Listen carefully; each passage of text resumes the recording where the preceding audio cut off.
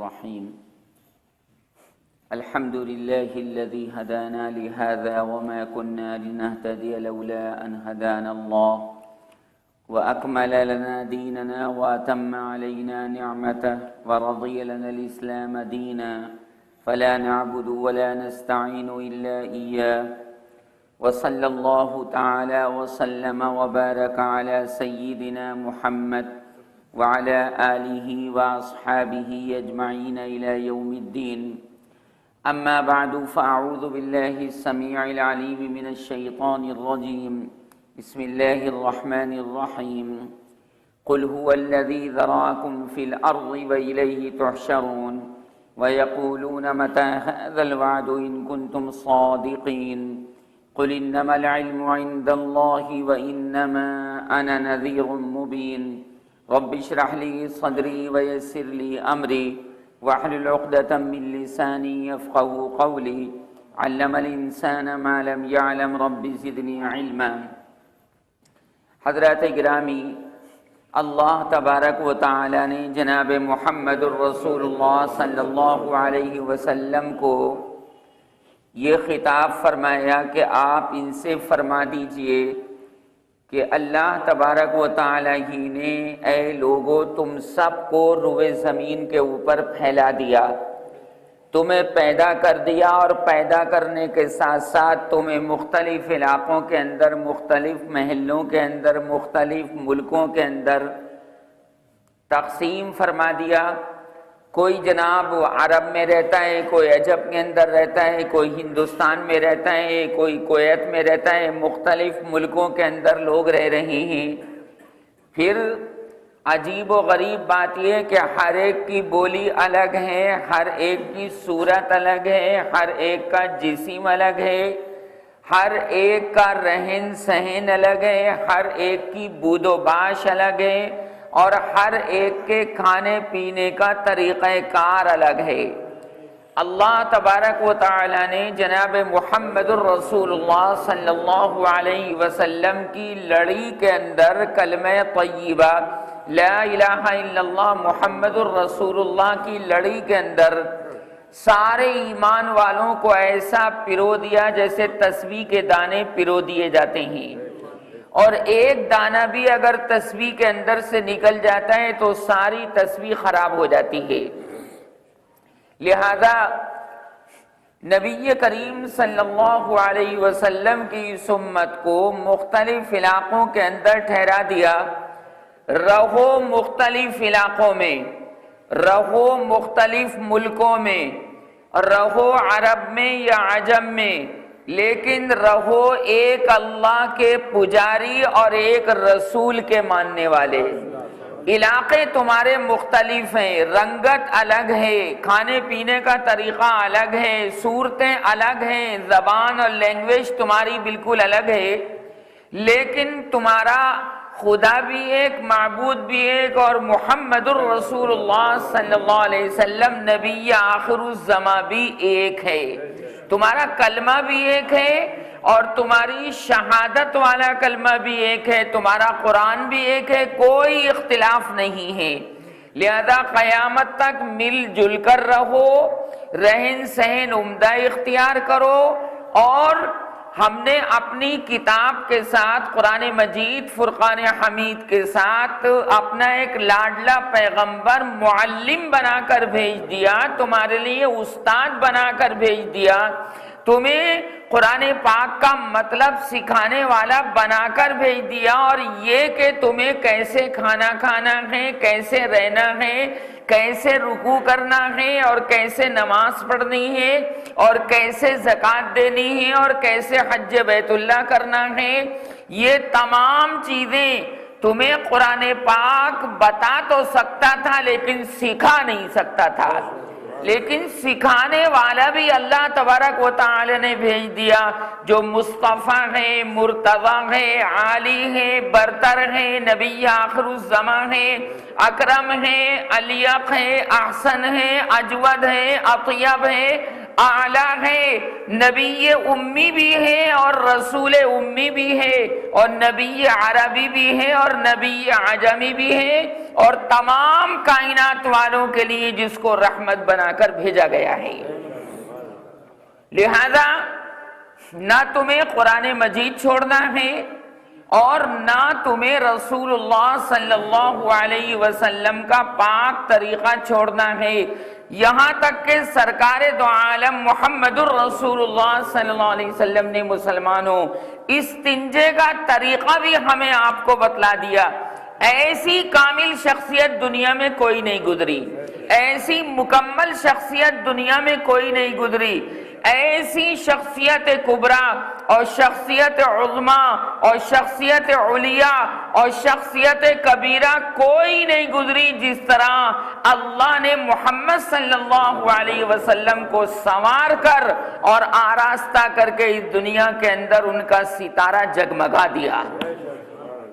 اس ستارے کو کبھی گہن لگنے والا نہیں اور اس ستارے کی روشنی کبھی ختم ہونے والی نہیں۔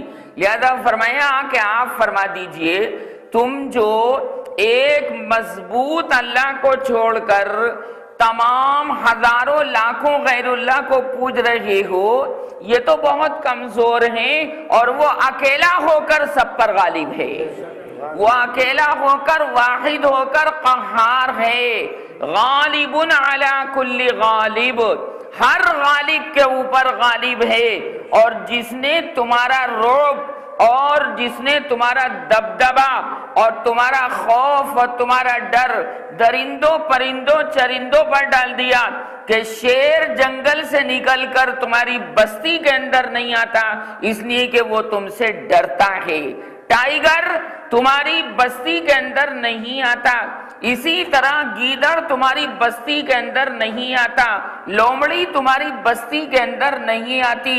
یہ سب صدقہ کبریٰ ہے نبی کریم صلی اللہ علیہ وسلم کا۔ کبھی کبھار کسی گاؤں کے اندر جناب کوئی شیر نکل کر آبادی میں آ جاتا ہے، بھٹک جاتا ہے، کیونکہ انسانوں نے قبرستانوں تک کو جناب پاٹ لیا، انسانوں نے آبادی پھیلا دی قبرستانوں کے اندر، اور تو اور امروہہ کے کئی قبرستان بیچ لیے گئے اور ان کو فروخت کر دیا گیا اور وہاں پر جناب مکانات بنا لیے گئے۔ تو جنگل کے اندر جو لوگ بسنے والے ہیں، جو بستیاں ہیں، جو حیوانات ہیں، جو جانور ہیں، جب وہاں تک آپ کی آبادی پہنچ جائے گی تو بیچارے وہ شیر اور لگڑ بگے اور گیدڑ کہاں جائیں گے؟ وہ بھی تو اللہ کی مخلوق ہیں اور ان کو بھی جناب دنیا کے اندر رہنے کا پورا حق ہے۔ یہ تمہارے لیے ہی سجائے گئے، آراستہ کیے گئے، اور تم کو اللہ تبارک و تعالی نے اپنے واسطے پیدا کیا ہے۔ ان الدنیا خلقت لکم وَإِنَّكُمْ خُلِقْتُمْ لِلْآخِرَةِ، تو ساری دنیا اور دنیا کی تمام چیزیں انسانوں تمہارے واسطے پیدا کی گئی اور تمہیں اللہ نے اپنے واسطے پیدا کیا ہے۔ تم بے انتہا کمزور ہو کر بھی اعلیٰ بالا درجہ رکھتے ہو کہ تمہاری کوئی مثال نہیں ہے ساری مخلوقات کے اندر، کیونکہ مصطفیٰ کی مصطفائی کے اندر کوئی مثال نہیں۔ میرے آقا بھی انسان اور ہم اور آپ بھی انسان ہیں۔ یہ صدقہ کس کا ہے؟ نبی کریم صلی اللہ علیہ وسلم کی ذات قدسی صفات کا۔ لہذا فرمایا قُلْ هُوَ الَّذِي ذَرَعَكُمْ، اس اللہ نے تمہیں پھیلا دیا روئے زمین پر، اور یہی مضمون بیان فرمایا چوتھے پارے میں سورہ نساء کے پہلے رکوع میں، یا ایھا الناس اتقوا ربکم الذی خلقکم من نفس واحدہ وخلق منها زوجها وبث منہما رجالا کثیرا ونساء واتقوا اللہ الذی تساءلون به والارحام ان اللہ کان علیکم رقیبا۔ اللہ نے ایک جان سے تمہیں پیدا کیا، آدم سے پیدا کیا، اور آدم کی پھر بائیں پسلی سے حوا کو پیدا کیا، اور پھر دونوں کے ذریعے بہت سے مردوں کو اور بہت سی عورتوں اور خواتین اور مستورات کو پیدا فرما دیا، اور پھر ان مردوں اور عورتوں کو دنیا کے مختلف علاقوں کے اندر پھیلا دیا۔ کتنے لوگ مسلمانوں ایسے ہیں جو جنوبی افریقہ کے اندر رہ رہے ہیں، جو جناب دنیا کے مختلف علاقوں کے اندر زندگی گزار رہے ہیں۔ پھر اپنے ہندوستان میں آپ دیکھیے کس قدر صوبے ہیں، کس قدر راجیہ ہیں، پھر ہندوستان کی آبادی کتنی زبردست، وہ تو پاکستان بن گیا نا، اور بڑی ہوتی، وہ تو نیپال بن گیا اس ہندوستان سے کٹ کر، ورنہ آبادی اور زیادہ ہوتی۔ لہذا اللہ تبارک و تعالی نے مختلف علاقوں کے اندر پھیلا کر کہہ دیا، فرما دیا کہ عبادت ایک خدا کی کرنی ہے، اور قرآن تمہاری ایک اکیلی کتاب ہے، قرآن کے علاوہ تمہاری کوئی کتاب نہیں۔ آ جاؤ قرآن کے سائے میں، آ جاؤ اللہ تبارک و تعالیٰ کے سائے میں، آ جاؤ غیر اللہ کی کمزوری سے بچ جاؤ، اور آ جاؤ محمد الرسول اللہ صلی اللہ علیہ وسلم کے بے مثال پاک طریقے کے تحت میں آ جاؤ کہ اللہ بڑا ہے تو نبی کا پاک طریقہ بھی بڑا ہے، کوئی مثال نہیں۔ نہ عیسائیوں میں کوئی ایسا پیدا ہوا، نہ نبیوں کے اندر کوئی ایسا پیدا ہوا، نہ نبیوں کی کوئی چیز اللہ تبارک و تعالی نے محفوظ کروائی، کیونکہ وہ سارے پیغمبر ختم ہونے والے تھے، سارے پیغمبروں کا علاقہ محدود تھا، ساری نبوت اور رسالت کی تمام چیزیں پچھلے زمانے کے اندر محمد الرسول اللہ صلی اللہ علیہ وسلم سے پہلے اللہ تبارک و تعالی نے جمع نہیں کروائیں۔ کیا کرتا جمع کروا کر؟ موسیٰ کو تو ختم ہونا تھا، موسیٰ کی تعلیمات ختم ہونی تھی، عیسیٰ کی تعلیمات ختم ہونی تھی، یعقوب، اسحاق اور یونس کی تعلیمات ختم ہونی تھی۔ ایک نبی ایسا ہے کہ جس کی تعلیمات قیامت تک اللہ کو زندہ رکھنی تھی، اس لیے اللہ نے نبی کا ایک ایک طریقہ اور ایک ایک حرکت صحابہ کرام سے محفوظ کروا دی، اور یہ کہ حضور کے بال کیسے تھے، اور یہ کہ حضور صلی اللہ علیہ وسلم کھاتے کیسے تھے، اور یہ کہ محمد الرسول اللہ صلی اللہ علیہ وسلم اگر نیند سے بیدار ہوتے تھے تو کیسے بیدار ہوتے تھے، صحابہ نے ایک ایک ادا کو محفوظ کر دیا ہے۔ یہ اس نبی کی خصوصیت ہے۔ اور پھر صحابہ بے مثال شاندار شاگرد اللہ نے رسول اللہ صلی اللہ علیہ وسلم کو عنایت فرمائی، یہ کیا کم بات ہے؟ استاد بھی اچھا اور شاگرد بھی اچھے، اور جب شاگرد اچھے تو تابعین اچھے، تبع تابعین اچھے، ائمہ مجتہدین اچھے، امام ابو حنیفہ اچھے، امام مالک اچھے، امام احمد بن حنبل اچھے، اور ساتھ میں جناب امام شافعی اچھے، تمام بزرگان دین اولیاء کرام اچھے، اور تو اور یہ امت ایمان والی ساری امتوں میں سب سے اچھی امت ہے۔ یہ میں نہیں کہہ رہا، یہ تو خود قرآن مجید فرقان حمید میں ہے، کنتم خیر امت اخرجت للناس تأمرون بالمعروف وتنہون عن المنکر وتؤمنون باللہ۔ فرمایا ہم نے تمہیں تمام دنیا میں پھیلا دیا ہے، لیکن ایک وقت ایسا آئے گا کہ تمہیں ساؤں اٹھا کر کے اللہ تبارک و تعالیٰ اپنے پاس جمع کر لے گا۔ اس لیے فرمایا اس آیت کے آخر میں کہ کہیں یہ مت سمجھ لینا کہ اب اگر پھیل گئے دنیا میں آ گئے تو ہمیشہ ہمیشہ کے واسطے آ گئے۔ کیا کرو گے یہاں پر ہمیشہ رہ کر؟ ارے بھائی یہاں کا دن بھی کٹھن، رات بھی کٹھن، کبھی جناب بیماری ہے، کبھی کوئی صدمہ ہے، کبھی کوئی مصیبت ہے، کبھی کوئی کاروبار نہیں چلتا، کبھی جناب آدمی کسی انداز سے بے چین، کبھی کسی انداز سے بے چین۔ کیا کرو گے اس بے چینی کے عالم میں ہمیشہ رہ کر؟ یہ ہماری کریمی ہے کہ ہم نے تمہارے واسطے موت کا تحفہ عطا فرما دیا ہے۔ سرکار نے فرمایا موت مومن کا تحفہ ہے، موت مومن کا تحفہ ہے۔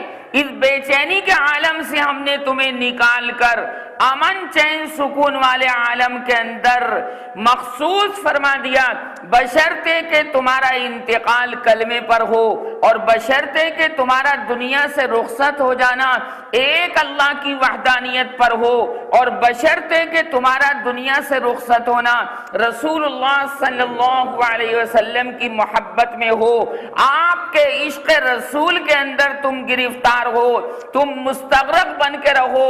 ہم نے اگر تمہاری دنیا اچھی نہ بنا دی، اور ہم نے تمہاری قبر والی زندگی اگر اچھی نہ بنا دی، اور ہم نے اگر آخرت والی زندگی تمہاری بڑھیا نہ بنا دی، اور ہم نے اگر تمہیں جنت عنایت نہ فرما دی، تو پھر ہماری خدائی کیا ہوئی؟ ہم تو عطا فرمانے والے ہیں، ارے تمہارا دامن تنگ ہے، ہماری عطا میں کوئی کمی نہیں ہے، ہم تو بلا رہے ہیں، آ جاؤ بھائی آ جاؤ۔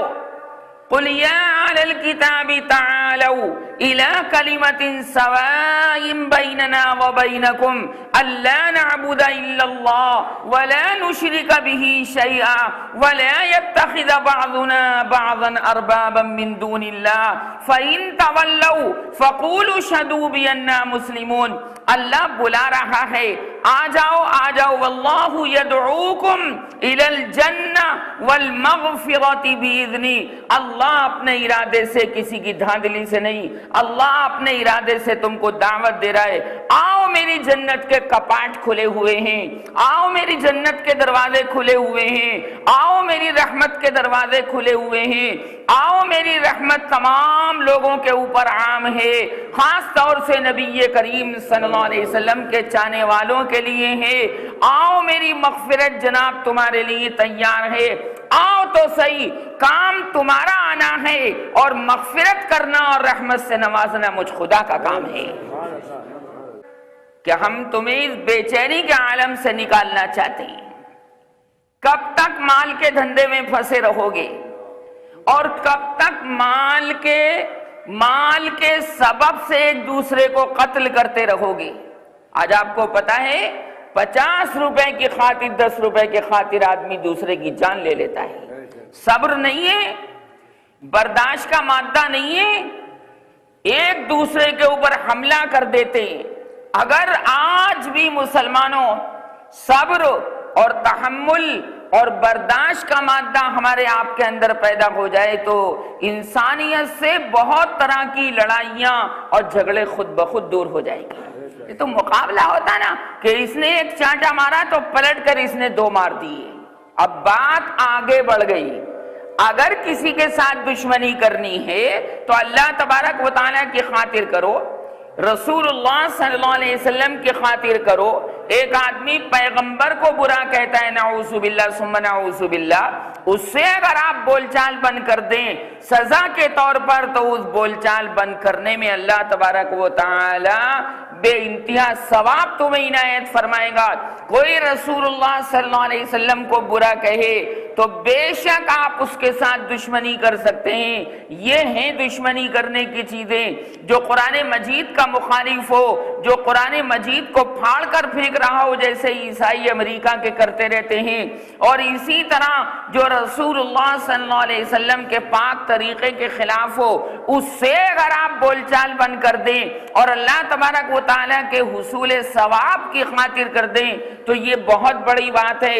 اسی کو کہا گیا ہے ان تبغض للہ وان تحب للہ، اللہ ہی کے لیے نفرت کرنی ہے اور اللہ ہی کے لیے محبت کرنی ہے۔ یہ ہے اسلامی طریقہ کار۔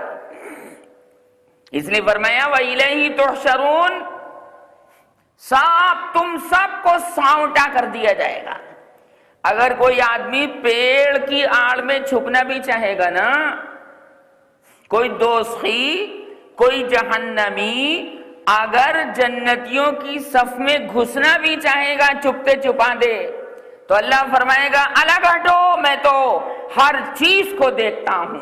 یہ تمہارا جو اندر گھسنا ہے نا کہ یار کسی فرشتے کو دھوکہ دے کر یا اللہ تبارک و تعالیٰ کو دھوکہ دے کر میں ان کی صف میں گھس کر جنت میں چپکے سے چلے جاؤں گا، ہرگز ایسا نہیں ہے۔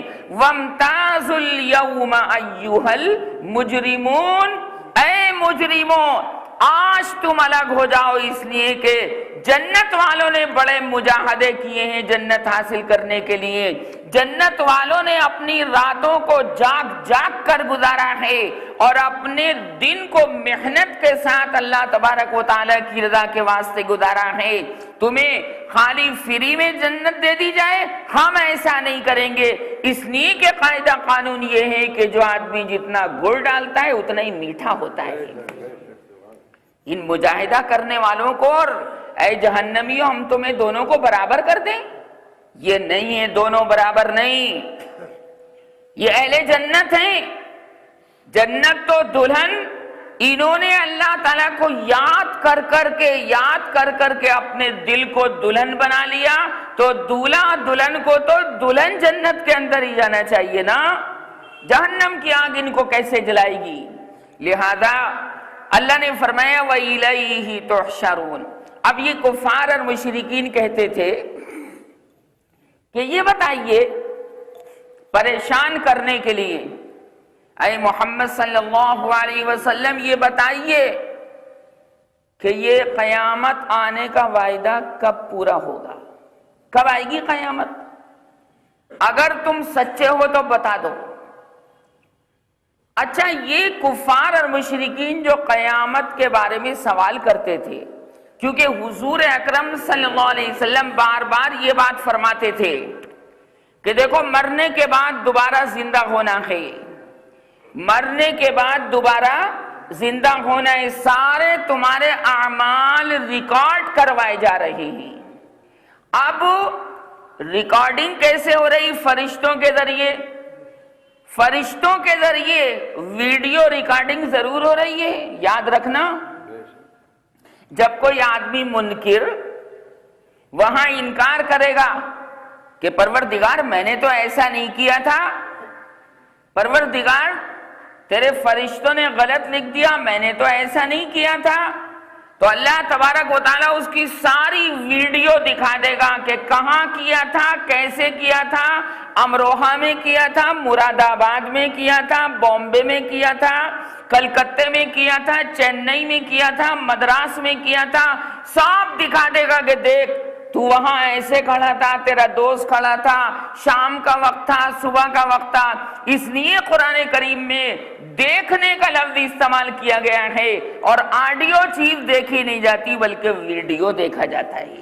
دیکھو نا قرآن میں ہے فَمَن يَعْمَلْ مِثْقَالَ ذَرَّةٍ خَيْرًا يَرَهُ، ہے قرآن میں، وَمَن يَعْمَلْ مِثْقَالَ ذَرَّةٍ شَرًّا يَرَهُ، ایک نیکی بھی تو نے دیکھی ہوگی تو دیکھ لے گا۔ دیکھنے کا لفظ استعمال کیا قرآن نے، یرا۔ اور اسی طرح وَمَن يَعْمَلْ مِثْقَالَ ذَرَّةٍ شَرًّا يَرَهُ، اگر ایک بدماشی بھی کی ہوگی تو قیامت میں تو اس کو دیکھ لے گا۔ اللہ تعالیٰ صورت دکھانے پر بھی قادر، عمل کرتے ہوئے دکھانے پر بھی قادر، اور آواز سنوانے پر بھی قادر۔ یہ جب ہے جبکہ یہ انسان دنیا کی طرح اپنی ماری چلانا چاہے گا کہ جھوٹ بول کر میں فرشتوں کو دھوکہ دے دوں گا، وہاں دھوکے کا کوئی مسئلہ نہیں، سوال ہی پیدا نہیں ہوتا۔ اس لیے کہتے تھے کہ یہ وعدہ بھائی کب پورا ہوگا؟ کیوں پوچھتے تھے یہ کیوں پوچھتے؟ اس وجہ سے نہیں کہ آپ اگر اے محمد صلی اللہ علیہ وسلم ہمیں تاریخ بتا دیں گے کہ قیامت فلاں تاریخ کو آئے گی، مہینہ بتا دیں گے فلاں مہینے میں آئے گی، آپ ہمیں سال بتا دیں گے فلاں سال میں آئے گی، تو ہم شاید اس کو دیکھ کر ایمان لائیں، اس لیے نہیں پوچھتے تھے۔ اچھا اگر بتا بھی دیتے فلاں تاریخ میں آئے گی، فلاں مہینے میں آئے گی، فلاں سن کے اندر آئے گی، اور یہ آنے کے بعد، قیامت کے آنے کے بعد اس کو دیکھ کر ایمان لاتے، تب بھی بیکار تھا۔ بیکار اس لیے کہ بن دیکھے ایمان لانا اللہ کو مطلوب ہے، ایمان بالغیب مطلوب ہے۔ بے دیکھے مانو، جنت تم نے دیکھی نہیں لیکن مانو کہ ہے کیونکہ ہم کہہ رہے ہیں، اسی طرح جہنم تم نے دیکھی نہیں لیکن مانو کہ ہے کیونکہ ہم کہہ رہے ہیں، اور ہم اپنے پیغمبر محمد الرسول اللہ صلی اللہ علیہ وسلم سے کہلوا رہے ہیں تم نے جبریل کو دیکھا نہیں لیکن مانو کہ ہیں کیونکہ ہم کہہ رہے ہیں۔ اسرافیل کو، میکائیل کو، ملک الموت کو تم نے نہیں دیکھا ہے، اسی طرح بہت سی چیزیں تم نے دنیا کے اندر نہیں دیکھی ہیں لیکن وہ چیزیں پائی جاتی ہیں۔ مانو کہ وہ چیزیں ہیں، وہ ذاتیں ہیں، وہ شخصیتیں ہیں۔ جنت کی حوریں موجود ہیں، دیکھا نہیں، دیکھ کیسے سکتے ہو؟ اس لیے کہ وہ تو اس عالم کے ساتھ مخصوص ہے۔ دنیا کی گندگی میں وہاں کی پاک حور کیسے آ جائے گی؟ بھائی دنیا کی گندگی میں کہاں سے آ جائے گی؟ سرکار نے تو فرمایا کہ اگر دوپٹے کا پلو دنیا والوں کو دکھا دے تو سارے دنیا والے بے ہوش ہو جائیں گے، بڑے بڑے پہلوان بے ہوش ہو جائیں گے، بڑے بڑے طاقتور بے ہوش ہو جائیں گے، کیونکہ یہ عالم ضعف کا عالم ہے، یہ کمزوری کا عالم ہے، اور وہ عالم آخرت طاقت اور قوت کا عالم ہے، پائیدار عالم ہے، ہمیشہ ہمیشہ رہنے والا عالم ہے۔ لہذا وہاں کی اگر حور ایک دوپٹے کا پلو بھی دکھا دے تو عرب عجم کے تمام لوگ اس کی خوشبو سے بے ہوش ہو جائیں گے۔ یاد رکھو، کبھی آدمی بدبو سے بے ہوش ہوتا ہے اور کبھی آدمی خوشبو سے بے ہوش ہوتا ہے۔ جیسے دولہا کو بہت زیادہ جناب پھولوں کے گجرے پہنا دی جاتی ہیں تو عجیب سی الٹی سی ہونے لگتی دولہا کو، کیونکہ کثیر خوشبو جناب اس کے پاس لگا دی گئی، طبیعت مچلانے لگتی اور وہ اپنے سہرے کو اتار کر پھینک دیتا ہے۔ کثیر خوشبو سے بھی جب آدمی، دیکھو زیادہ خوشبو سے بھی آپ کی طبیعت خراب ہو جائے گی اور زیادہ روشنی سے بھی آپ کی طبیعت خراب ہو جائے گی۔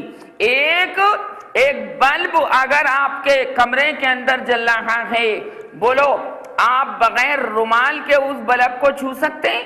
نہیں چھو سکتے، کیونکہ بلب گرم ہو گیا۔ کثیر روشنی کثیر مقدار میں وہ پھیلا رہا ہے، زیادہ اندھیرا بھی نقصان دہ ہے اور زیادہ روشنی بھی نقصان دہ ہے۔ تبھی تو اللہ تبارک و تعالیٰ کے اندر چونکہ کثیر بے انتہا لامحدود انداز میں نور موجود ہے، لہذا اللہ نے اپنے آپ کو چھپا رکھا ہے۔ ارے جنت کے حور دوپٹے کا پلو دکھا دے سب بے ہوش ہو جائیں تو اللہ تبارک و تعالیٰ اگر چوٹی کے برابر بھی اپنا نور دکھا دے گا تو ساری دنیا جل کر خاک ہو جائے گی۔ حضرت موسیٰ یار برداشت نہ کر سکے، کہاں؟ کوہ طور کے اوپر، وہ تو پیچھے کو گر گئے۔ کون؟ ہاں، ہم سے زیادہ روحانیت تھی ان کے اندر، اور اللہ تعالیٰ نے ایک ناخن کے برابر اپنا نور ظاہر کیا تھا کہ موسیٰ اگر تیری چل ضد ہی صحیح پورا کر دوں پر تو ایسا مجھے دیکھ نہیں سکے گا۔ قال لن ترانی ولكن انظر الى الجبل فإن استقر مكانه فسوف تراني فلما تجلى ربه للجبل جعله دكا وخر موسى صعقا فلما أفاق قال سبحانك تبت إليك وأنا أول المؤمنين۔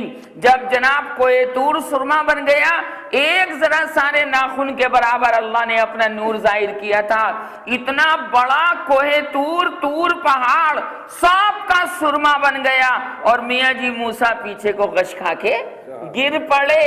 اللہ نے فرما دیا میں نے تو کہا تھا کہ تو مجھے دیکھ نہیں سکتا، لیکن تو نے ضد لگا لی، چل تو کہتا کہ اللہ نے میری ضد پوری نہیں کی، میں نے پوری کر دی لیکن تو دیکھ تو اب بھی نہیں پایا۔ حضرت موسیٰ علیہ السلام اس کو سمجھ گئے، اس لیے جب ہوش آیا تو کہنے لگے سبحانک تبت الیک، سبحانک تبت الیک، اے اللہ تو ہر کمی سے پاک و صاف ہے، میری ہی غلطی تھی، میں تجھ سے توبہ کرتا ہوں، اور اس ضد کرنے والوں میں سب سے پہلا ضد کرنے والا میں مومن ہوں، مجھ سے پہلے کسی نے ضد نہیں کی۔ اندازہ لگائیے آپ، رسول اللہ صلی اللہ علیہ وسلم وہاں اس نور الہی کے بالکل قریب پہنچ گئے، نہ آپ بے ہوش ہوئے، نہ آپ کی آنکھ جناب ٹیڑھی ہوئی کہ جیسے زیادہ روشنی کو دیکھنے کے بعد آنکھیں آدمی مچمچانے لگتا ہے، آدمی اپنی آنکھوں کو بند کرنے لگتا ہے۔ نہیں، ایسا نہیں ہوا۔ قرآن نے کہا، بمباغ دوہل کہا، بلند آواز سے کہا، بہرے گونگے سب نے جناب سنا اور دیکھا، اور قرآن میں کہا اللہ تبارک و تعالی نے ما زاغ البصر وما طغى وَلَقَدْ رَآهُ نَزْلَةً أُخْرَى عِنْدَ سِدْرَةِ الْمُنْتَهَى عِنْدَهَا جَنَّةُ الْمَأْوَى إِذْ يَغْشَى السِّدْرَةَ مَا يَغْشَى مَا زَاغَ الْبَصَرُ وَمَا طَغَى لَقَدْ رَآ مِنْ آيَاتِ رَبِّهِ الْكُبْرَى أَفَرَأَيْتُمُ اللَّاتَ وَالْعُزَّى وَمَنَاةَ الثَّالِثَةَ الْأُخْرَى أَلَكُمُ الذَّكَرُ وَلَهُ الْأُنثَى تِلْكَ إِذًا قِسْمَةٌ ضِیزَى۔ یہ اللہ نے فرما دیا کہ میرے محمد کی آنکھ ٹیڑھی نہیں ہوئی، جھپکی نہیں، کیونکہ طاقت اور قوت میں نے عنایت فرمائی تھی۔ اب ایک بات ذرا فرق سمجھانا چاہتا ہوں، پھر بات آگے بڑھاتا ہوں، اور وہ یہ توجہ، حضرت موسیٰ نے اللہ تبارک و تعالیٰ کے دیدار کا مطالبہ کیا۔ کیا کیا؟ دکھا دے، آواز تو تیری بہت میٹھی ہے۔ ہاں، آواز تو سن لی تھی حضرت موسیٰ نے۔ کوئی طور پر جب واپس آ رہے ہیں شادی کر کے حضرت شعیب کی صاحبزادی صفورہ سے، ٹھنڈ پڑ رہی تھی تو اپنی بیوی صفورہ سے کہنے لگے تم بیٹھو، سامنے مجھے آگ نظر آ رہی ہے، سامنے بیٹھو بھائی۔ ارے بھائی لیڈیز کو تو آدمی بٹھا کے ہی جاتا ہے نا۔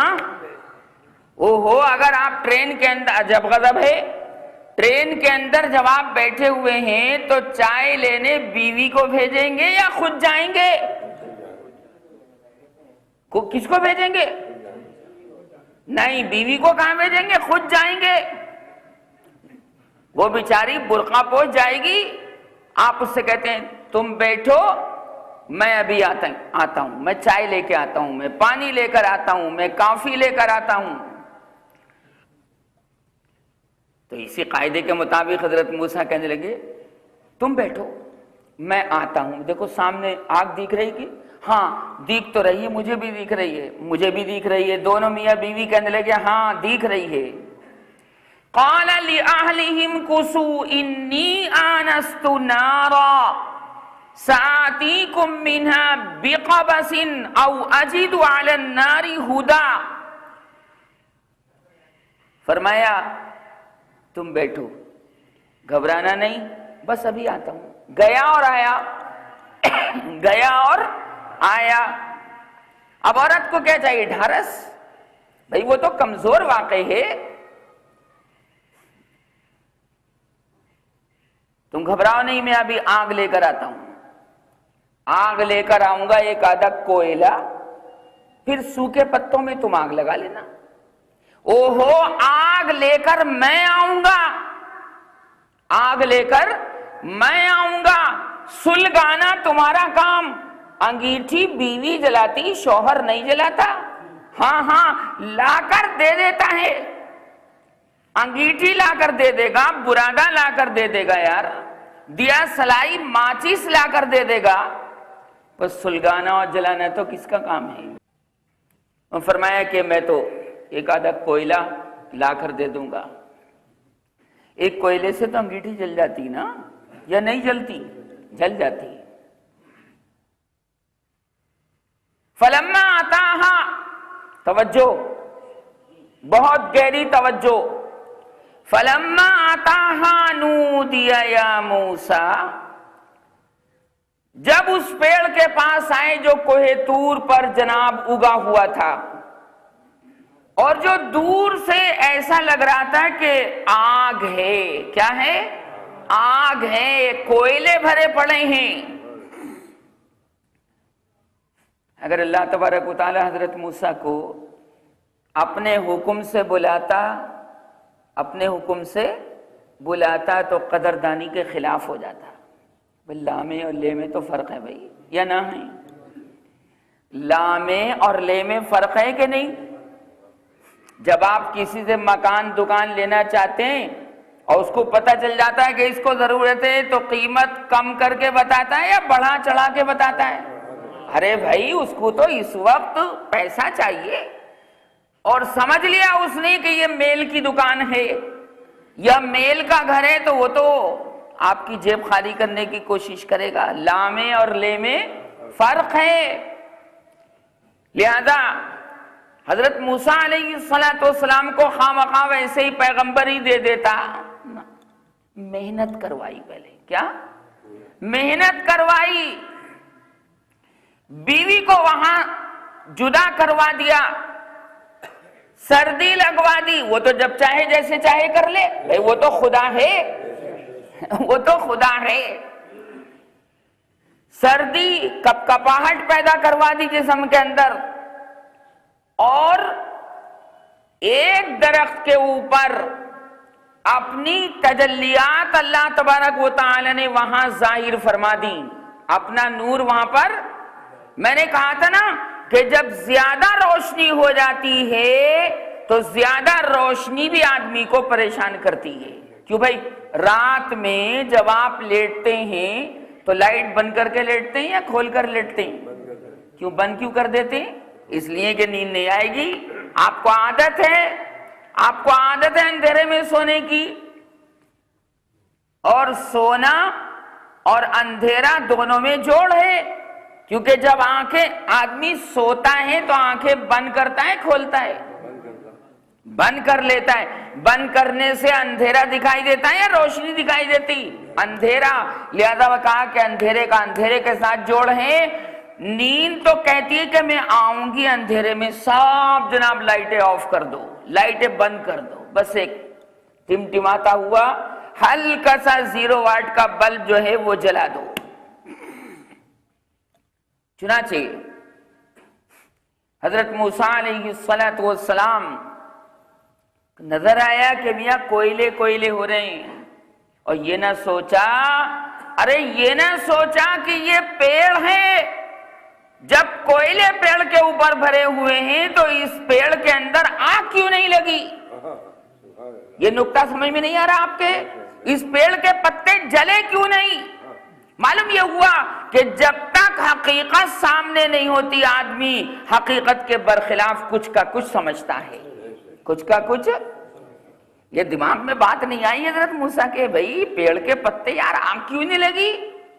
اور کوئی پیڑ کا بھی یار کوئی وہ آگ کا بھی کوئی پیڑ ہوتا ہوگا؟ آگ کا بھی کوئی پیڑ ہوتا ہوگا نہیں. خیر جی, وہاں پر گئے, سوچا کہ یہ انگارہ لے لوں, یہ انگارہ لے لوں, لیکن وہاں تو جھٹ سے آواز آ گئی, کانوں میں رس گھولنے لگی اللہ کی آواز. فَلَمَّا آتَاهَا نُودِيَ يَا مُوسَىٰ. جب کوہ طور کے اس پیڑ پر حضرت موسیٰ آن پہنچے تو اس پیڑ کے چاروں طرف سے آواز آئی, ایک طرف سے نہیں. دیکھیں جب مخلوق بولے گی تو جدھر سے بولے گی ادھر سے آواز آئے گی. نہیں آ رہی بات سمجھ میں؟ میں بول رہا ہوں تو ادھر سے آواز آ رہی ہے, ادھر سے نہیں آ رہی, ادھر سے نہیں آ رہی. لیکن اللہ تبارک و تعالیٰ تو ہر جگہ ہے کہ نہیں؟ ہے کہ نہیں؟ بتاؤ کیا عقیدہ ہے؟ ہر جگہ ہے کہ نہیں؟ ہر جگہ سنتا ہے اور دیکھتا ہے, اور کامل طریقے سے سنتا ہے اور دیکھتا ہے. لہذا اللہ تبارک و تعالی نے پکارا کہ میاں کہاں آگ لینے کے چکر میں پڑ گئے, میاں کہاں بیوی کو فائدہ پہنچانے کے چکر میں پڑ گئے. ہم نے تو تمہیں اس بہانے سے بلایا کہ آگ لینے آؤ گے اور پیغمبری دے دیں گے, آگ لینے آؤ گے اور پیغمبری دے دیں گے. تبھی تو ایسا ہوتا ہے کہ آدمی کسی جگہ جاتا ہے وہم و گمان نہیں ہوتا کہ یہاں کھانا کھانے کو مل جائے گا, لیکن گرم گرم بریانی کھانے کو مل جاتی ہے. اچار کے ساتھ اچار پڑی ہوئی بریانی, اچار کا تو نام سنتے ہی پانی آتا نا منہ میں, نہیں آتا؟ آتا ہے, آتا ہے. اور املی کا نام سن کر پتہ نہیں کہاں سے آ جاتا ہے یہ پانی. اللہ نے ایک عجیب فطرت رکھی ہماری آپ کی, بوڑھا ہو جوان ہو لڑکا ہو لڑکی ہو, املی اچار کا نام سنتے ہی منہ میں پانی. آفرین ہو، محمودہ ہو، حامدہ ہو، سلمہ ہو، کوئی بھی لڑکی ہو، لڑکا ہو، امجد ہو، اخلد ہو، اجود ہو، اطیب ہو، جلیل ہو، خلیل ہو، نبیل ہو، شریف ہو، سب کے منہ میں پانی آ جاتا ہے۔ اور آج کل تو موسم چل رہا ہے، موسم چل رہا ہے کائے کا؟ اڑد کی دال کی کھچڑی کا چل رہا ہے کہ نہیں چل رہا؟ ابے کب کھاتے ہیں آپ بتاؤ؟ جاڑوں میں، گرمیوں میں؟ جاڑوں میں کھاتے ہیں۔ چل رہا ہے اڑد کی دال کی کالی کھچڑی، چل رہا ہے موسم، اس میں تو اچار اور مٹھا وٹھا جناب جو کچھ آپ ڈال کے کھاتے ہیں وہ آپ کی مرضی ہوتی ہے، لیکن موسم تو ہے۔ گرمیوں میں تھوڑا ہی کھاتے ہیں بھائی، معلوم یہ ہوا ہر چیز اپنے وقت پر اچھی لگتی ہے، ہر چیز اپنے موسم پر اچھی لگتی ہے۔ ناشتہ تو بھائی فجر کے بعد ہی اچھا لگتا ہے۔ کتنے بجے؟ فجر کے بعد۔ وہ کوئی ناشتہ ہے جو 10 بجے آدمی اٹھے؟ وہ کوئی ناشتہ ہے؟ وہ کوئی ناشتہ؟ وہ ناشتہ نہیں ہے۔ ایک دم بزرگان دین کا طریقہ کار تو یہ کہ بھائی باسی روٹی گرم مت کرنا۔ کیسی؟ باسی روٹی گرم مت کرنا، وہی رات کی روٹی، اس کو کھاؤ، پھر دیکھو رزق میں اللہ تعالیٰ کیسی برکت دیتا ہے۔ پھینکنا نہیں اس کو۔ پرندوں کو مت ڈال دینا، پرندوں کو اور چیز گرم گرم روٹی ڈال دو۔ لیکن یہ مشائخ کا طریقہ کار رہا، اولیاء کرام کا، بزرگان دین کا، کہ گرم کر لی تو پھر وہ باسی کب رہی؟ باسی تو وہی جو بغیر کسی تغیر کے جناب پیش کر دی جائے۔ ہم نے تو خود اپنی آنکھوں سے دیکھا کہ بھئی ہمیں بسکٹ وسکٹ نہیں چاہیے، کیسا گلوکوز کا بسکٹ، اور کیسے بند اور کیسے جناب دوسرے تکلفات ناشتے سے متعلق۔ ہمیں نہیں چاہیے بھئی، باسی روٹی رکھی ہو تو لا کر دے دو، چائے سے وہی کھا لیں گے، چائے سے۔ یہ ہے بزرگان دین۔ دیکھو بزرگان دین ہمیشہ بہت سادہ گزرے ہیں۔ کیسے؟ سادی زندگی، اور سادہ زندگی یہی سکھائی نبی کریم صلی اللہ علیہ وسلم نے۔ جو مل گیا اس پر راضی، جو مل گیا اس پر راضی۔ اور یہ پیٹ کا جو اوج ہے، یہ تو لہسن کی چٹنی سے بھی بھر جائے گا، اچار سے بھی بھر جائے گا، ساگ گوشت سے بھی بھر جائے گا، اڑد چنے کی دال سے بھی بھر جائے گا، مرغے سے بھی اور بھر جائے گا کہ نہیں؟ یا کچھ کمی ہوگی؟ جتنی چادر ہے اتنے پیر پھیلاؤ، جتنی چادر ہے اتنے پیر پھیلاؤ، انشاءاللہ کبھی غریب نہیں ہوگی، کبھی غریب نہیں۔ اور ہر لقمے پر یا واجدو، کیا؟ زور سے بولو، یا واجدو۔ ہر لقمے پر جب لقمہ توڑو، سالن لگا لو، منہ میں رکھنا چاہو تو کیا پڑھ لو؟ یا، زور سے بولو، یا واجدو۔ دیکھو پھر کتنی برکت ہوتی ہے۔ اللہ سوچتا ہے کہ کھانا کھانے کے وقت میں بھی یہ بندہ مجھ کو یاد کر رہا ہے۔ یا واجدو کا مطلب ہے اے مالداری والے، بولو خزانے کس کے قبضے میں ہیں؟ سونے چاندی کے خزانے کس کے قبضے میں؟ سم الفار کے خزانے کس کے قبضے میں؟ سب موتی، ہیرے، جواہرات سب اللہ تبارک و تعالیٰ کے قبضے میں، اور ایسے قبضے میں کہ جو مخلوق، جو بندہ اور بندی اس کو یاد کرتے رہتے ہیں کھانے کے وقت میں بھی، اللہ پہ چھپر پھاڑ کے دیتا ہے۔ دیکھا نہیں دیکھا کہ یار 2 سال پہلے 3 سال پہلے تو یار یہ بندہ ایسا تھا کہ چپل بھی اس کے پیر میں نہیں تھے، اور آج یہ گاڑیوں میں پھر رہا ہے۔ کیا؟ اللہ تبارک و تعالیٰ کو راضی کر لیا، اور اس کے رزق کی بے انتہا قدر و قیمت کی۔ دسترخوان صاف رکھو، کیسا رکھو گے؟ بالکل صاف۔ جیسے ہی کھانا کھا کے نمٹیں اس کو دھو دیں۔ دو آپ دسترخوان رکھیں کہ اگر اچانک کوئی مہمان آ جائے تو نیا دسترخوان نکال کے اس کے سامنے رکھ دیں۔ جو چاول کا دانہ بھی دسترخوان پر گرے اس کو پھینکنا نہیں ہے، اس کو بالکل نہیں۔ اس لیے کہ جب آپ دسترخوان صاف رکھیں گے تو اس میں پھر کھانے میں کیا کرائیت ہوگی کچھ کرائیت؟ بھائی دسترخوان تو صاف ہے، اور اسلام صفائی ستھرائی سکھاتا ہے۔ یہ زندگی گزارنے کے اصول ہیں مسلمانوں۔ آج کل آپ دیکھ لیجئے، اچھا روٹی کا ٹکڑا اگر گر جائے اٹھا کر کھا لو، اٹھا کر، یہ اللہ کی بہت بڑی نعمت ہے۔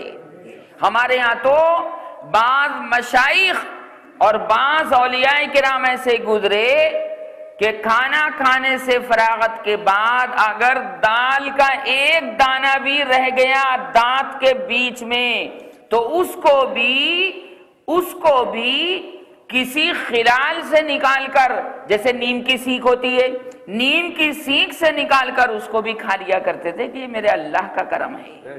یہ دانہ بھی بعضوں کو نصیب نہیں، یہ دانہ بھی نصیب نہیں ہے یہ۔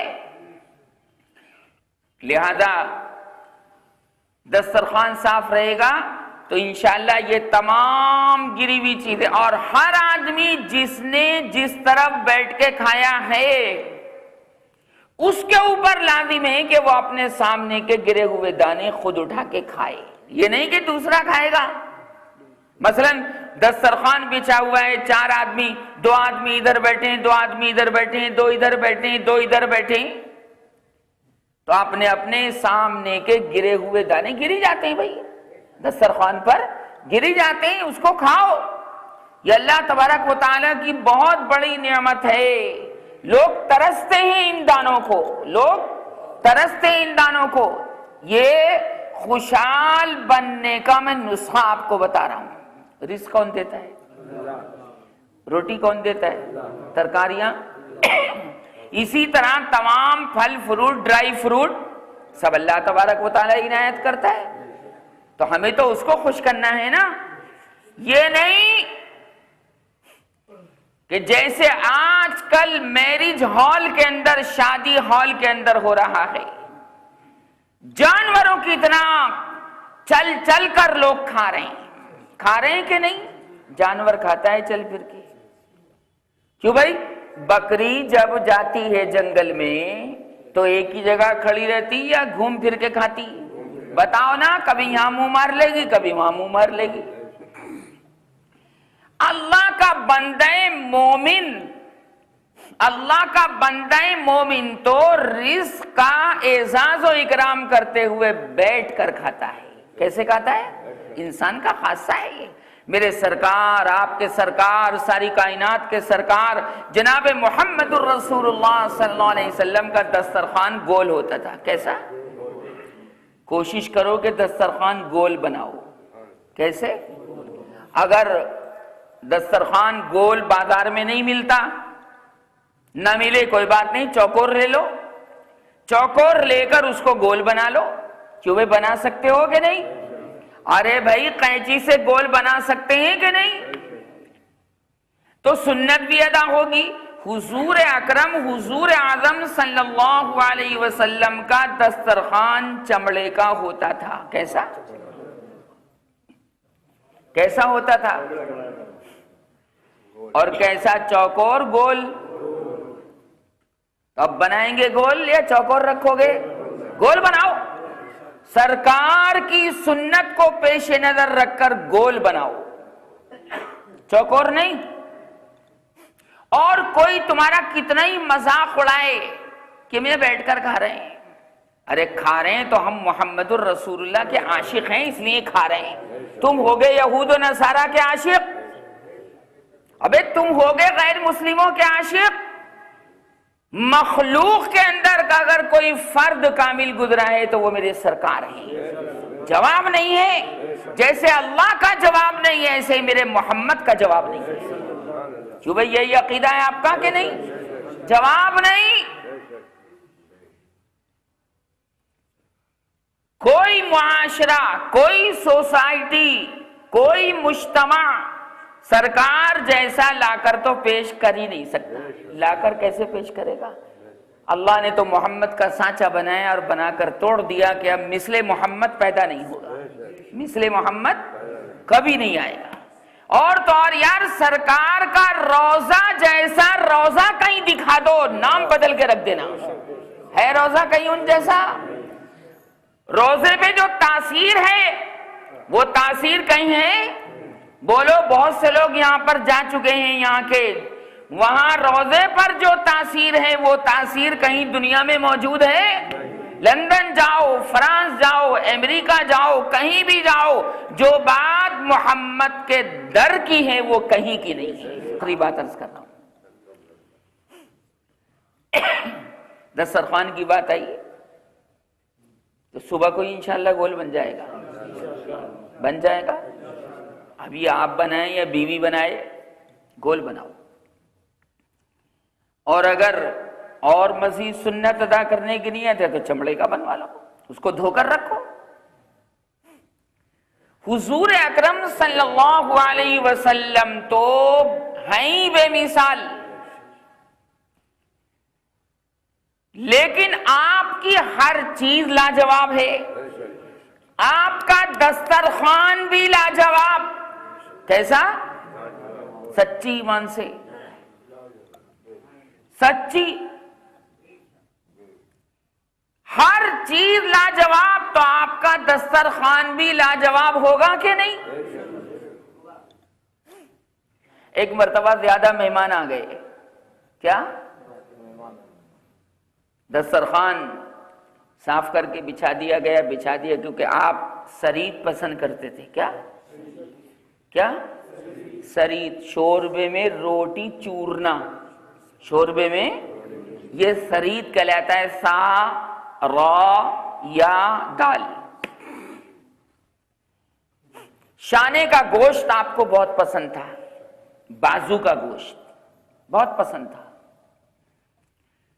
لوکی بہت زیادہ پسند تھی۔ آج کل تو لوگ لوکی کا جوس پینے کے لیے رائے دے رہے ہیں۔ اسی طرح نبی کریم صلی اللہ علیہ وسلم بوٹی کو دانت سے توڑ کر کھاتے تھے۔ کیسے؟ آپ اگر 1000 آدمیوں کے بیچ میں بیٹھ کر کھانا کھا رہے ہیں تو بوٹی کو کیسے کھاؤ گے؟ ہاتھ سے توڑ کر یا دانت سے نوچ کر؟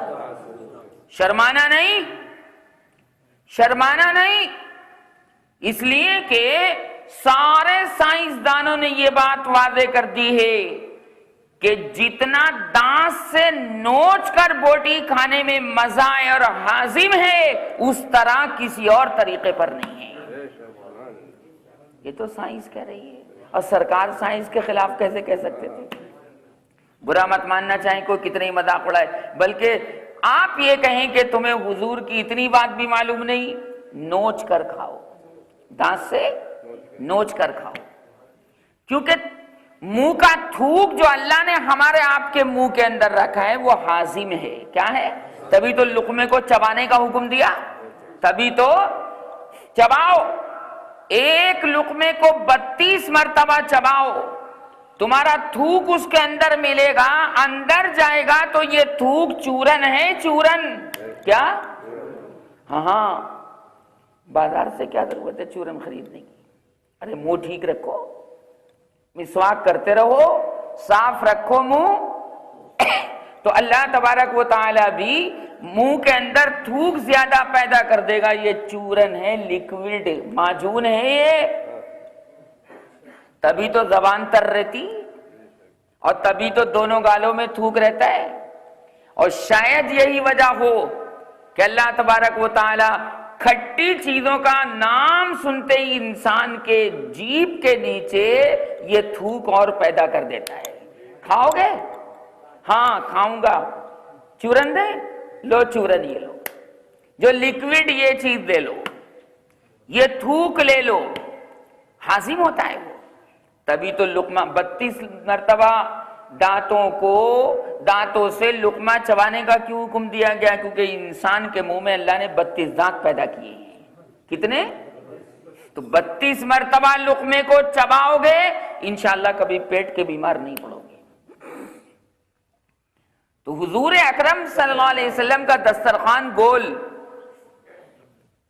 ایک مرتبہ مہمان زیادہ آ گئے، کون؟ اور یہ واقعہ حضور اکرم صلی اللہ علیہ وسلم کے دنیا سے پردہ فرمانے کے بعد کا ہے۔ حضور دنیا سے پردہ فرما چکے۔ اب اماں عائشہ کے پاس تو مہمان آتے رہتے تھے، جیسے حضور اکرم صلی اللہ علیہ وسلم کے زمانے میں مہمان نوازی آندھی کی طرح چلتی تھی، جیسے بخاری میں ہے، اماں عائشہ نے بھی اس کا خیال رکھا۔ کس نے؟ ہماری ماں ہے، وہ ہماری ام المومنین ہے بھائی، وہ وازواجہ امہاتہم۔ تو جلدی جلدی مہمان کثرت کے ساتھ آئے، سرید بنا ہوا تھا پیالے کے اندر، یہ بڑا پیالہ تھا، سب مل کر کھاتے تھے، سب۔ وہ کتا خسی نہیں تھی کہ ایک ادھر کو بیٹھ کے کھا رہا ہے، ایک ادھر کو بیٹھ کے کھا رہا ہے، ایک ادھر کو بیٹھ کے کھا رہا ہے۔ ارے بھائی مل کر بیٹھ کر کھاؤ، چاہے رکابی الگ رکھو، اس سے کوئی بحث نہیں، اپنا پیالہ کھانے کا چاہے الگ رکھو لیکن بیٹھ کر مل کر کھاؤ۔ اللہ کی رحمت مل کر کھانے پر اترتی ہے۔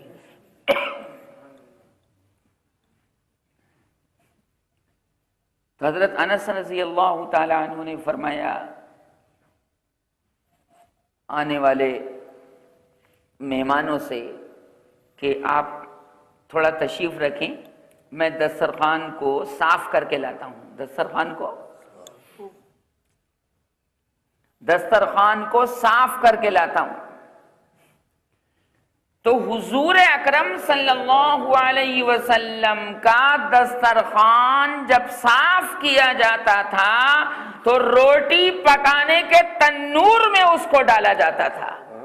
روٹی پکانے کے صابن وابن نہیں بھائی، روٹی پکانے کے تنور میں کائے کا تھا؟ چمڑے کا، پلاسٹک کا؟ کیوں بھائی؟ جب آپ آگ کے اندر چمڑا ڈالیں گے تو وہ چمڑا جلے گا کہ نہیں؟ چمڑے کی جوتی ڈال دو آپ آگ کے اندر، جلے گی کہ نہیں؟ لیکن حضور اکرم صلی اللہ علیہ وسلم کا یہ معجزہ کہ حضور کا دسترخوان کبھی آگ میں جلتا نہیں تھا، کبھی آگ میں آگ جلا نہیں سکتی تھی۔ معلوم یہ ہوا کہ حضور اکرم صلی اللہ علیہ وسلم کے صحابہ کو پانی دو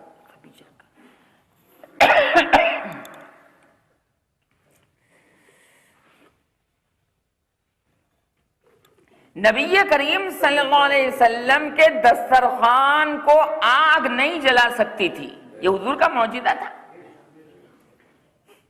کیونکہ حضور اکرم صلی اللہ علیہ وسلم نے اس دسترخوان کو بہت مرتبہ چھوا تھا، بہت مرتبہ۔ اب بتاؤ، میں آپ سے پوچھتا ہوں، یہ محرم کا مہینہ ہے، میں آپ سے پوچھتا ہوں، جو لوگ دشمنان اسلام، دشمنان قرآن، دشمنان صحابہ، دشمنان ایمان، دشمنان اسلام ہیں، جو اس قرآن کو اصلی نہیں مانتے، کہتے ہیں قرب قیامت میں اصلی قرآن آئے گا، جو لوگ اسلام کے ساتھ دشمنی کر رہے ہیں، روافظ، شیعہ، حضور اکرم صلی اللہ علیہ وسلم کا دسترخوان آگ میں نہیں جل سکتا، نہ جلا، دنیا والوں نے دیکھا نہیں جلا۔ میں آپ سے پوچھتا ہوں کیوں نہیں جلا؟ اس لیے کہ حضور اکرم صلی اللہ علیہ وسلم نے اس کو بہت مرتبہ چھوا، وہ حضور کے کمرے میں ہی رہتا تھا، سینکڑوں مرتبہ چھوا۔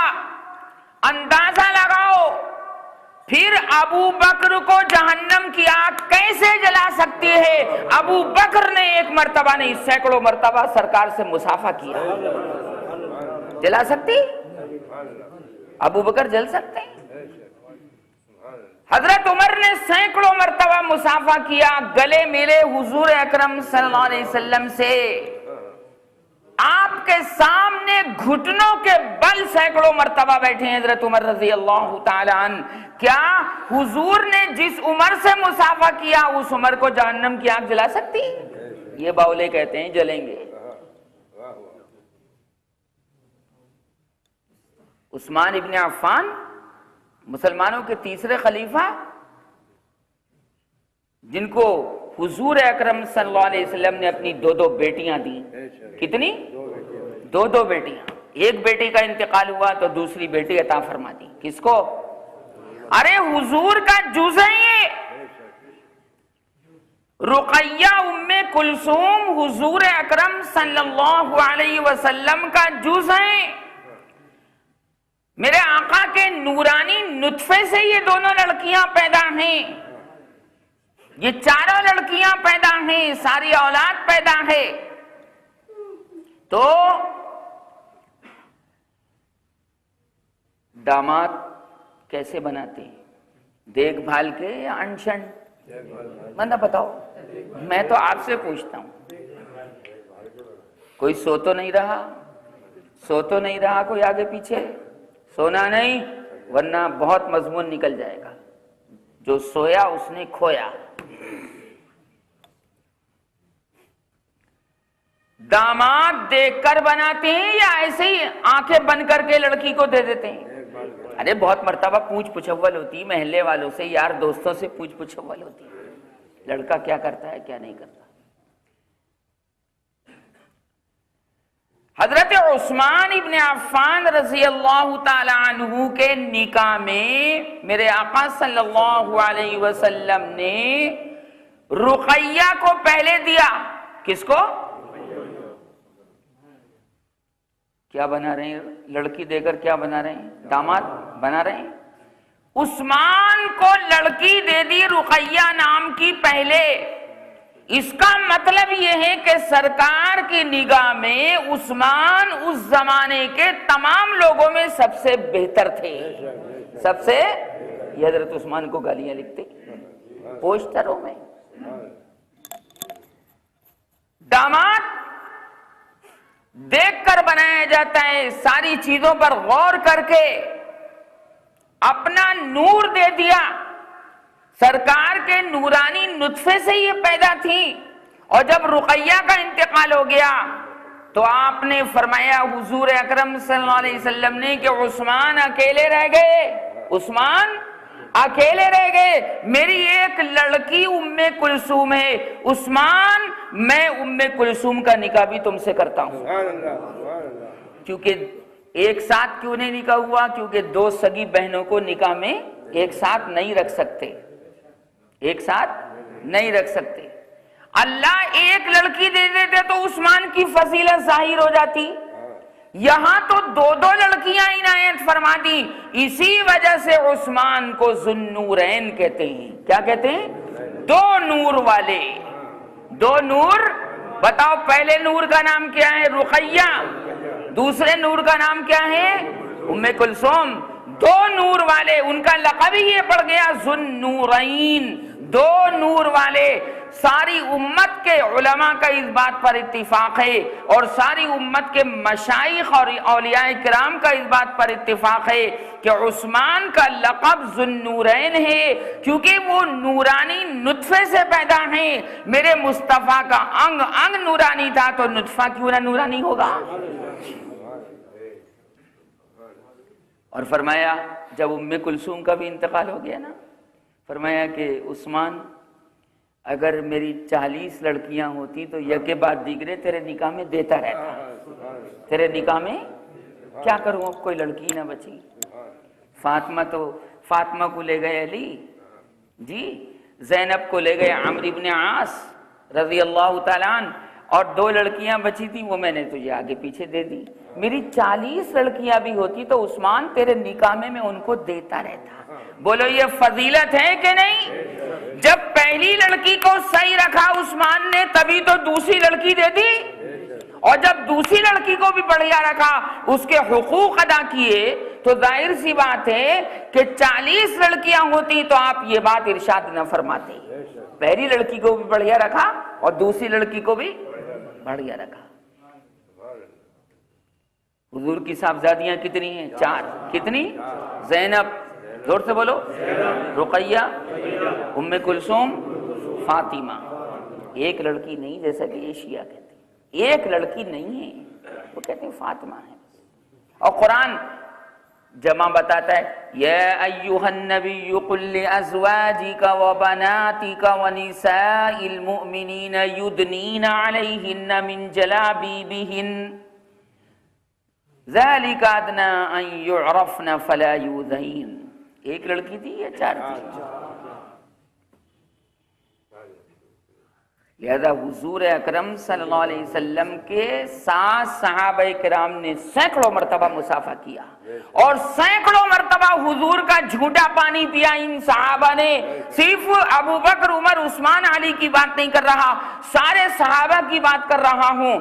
اس میں ابو ذر بھی ہیں، ابو دردہ بھی ہیں، عبداللہ ابن مسعود بھی ہیں، عبداللہ ابن عمر بھی ہیں، عبداللہ ابن عمرو ابن عاص بھی ہیں، سلمہ ابن اکوع بھی ہیں، امیر معاویہ بھی ہیں جو یزید کے والد تھے. سینکڑوں مرتبہ حضور نے ان کے لیے دعا فرمائی حضرت امیر معاویہ کے لیے، اللہم اجعلہ ہادیا مہدیا، اللہم اجعلہ ہادیا مہدیا، اے اللہ معاویہ کو تو ہدایت دینے والا بھی بنا اور ہدایت یافتہ بھی بنا. معلوم یہ ہوا حضرت امیر معاویہ جنتی تھے. کسی کے باپ کے بارے میں یہ فیصلہ کر دینا کہ فلاں جنتی فلاں دوزخی ہمارا آپ کا کام نہیں، یہ تو پروردگار عالم کا کام ہے. وہ جب چاہے جنتی کو دوزخی بنا دے اور دوزخی کو جنتی بنا دے. اللہ ہم سب کو یہ جنت الفردوس عطا فرمائے بنا حساب کتاب کے اور نبی کریم صلی اللہ علیہ وسلم کے صدقے اور طفیل. آج کی گفتگو یہیں روکتے ہیں. اللہ پاک مجھے بھی عمل کی توفیق عطا فرمائے اور آپ حضرات کو بھی. وآخر دعوانا الحمدللہ رب العالمین.